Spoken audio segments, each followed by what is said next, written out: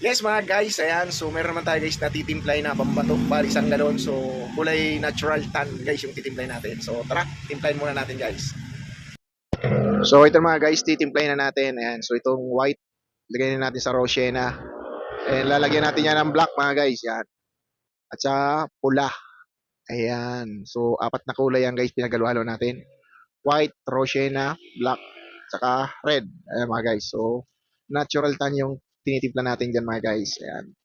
Bali, isang galon nga pala guys. So, meron na siyang ready mix. So, gusto niya buisin guys dahil medyo makintab daw yung buisin. Ayan.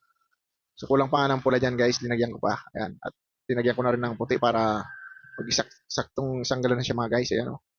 Mikos-mikos natin uli yan mga guys ha. Ayan. So, hinalo ko lang ng maigi ito mga guys para yung mga linagay natin na pangulay, ayan, magkasama-sama talaga sila mga guys. Ayan.